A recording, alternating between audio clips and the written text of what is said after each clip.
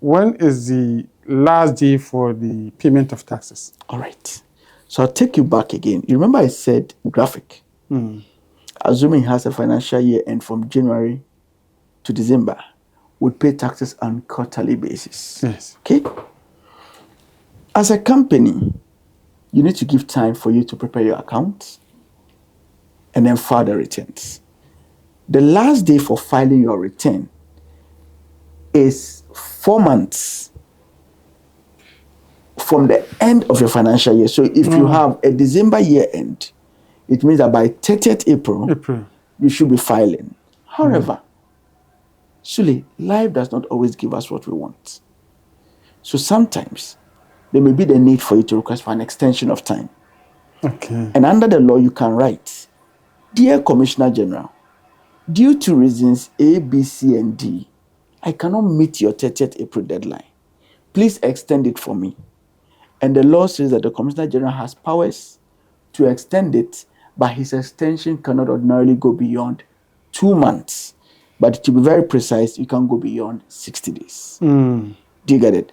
However, Sule, some people can also say that, oh, because I have the extension, they can just apply and get extension. The law says that even if I grant you an extension of time to file, it doesn't affect the time you pay your taxes.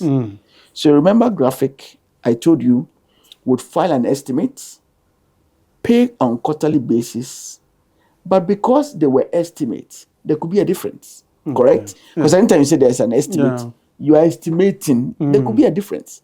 So that difference must be paid by the end of the time you are filing your return, which in this case, for a December company, I said 4 months, so to take it to April. So you must be paying. So if you don't pay it now, the Commissioner General will say, no problem, Sule. I give you the extension, but it doesn't affect your time of payment. So if you don't write to the Commissioner General by Wednesday for extension, what happens? So if you don't write by Wednesday for extension, first you incur a penalty for late filing.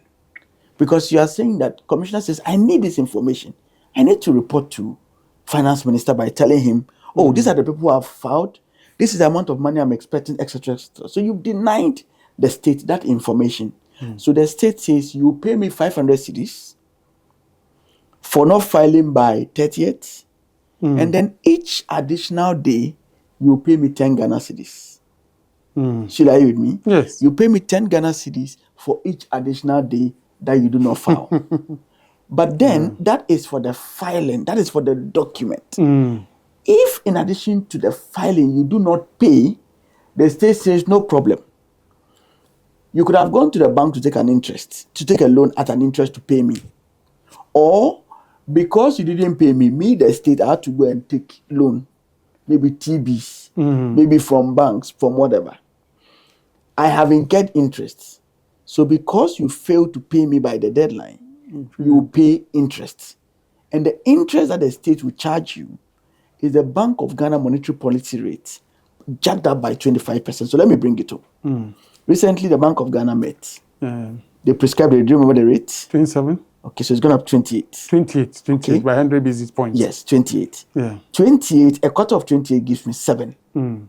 Correct? Yes. So whilst the MPC is at 28, you will pay 35% to the state. Because they will add a quarter to, because the state says that typically when you go to the bank will not give you loan at MPC rates. Right? I mean, they have to add their margins. They will add their margin. So the state is also adding its margin. And its margin is 25% above that. So whilst MPC is 28, the state says, so you didn't pay me, not a problem at all. You pay me at interest of 35.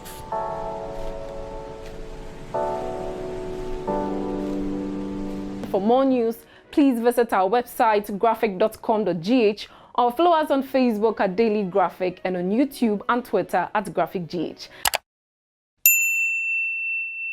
Subscribe now.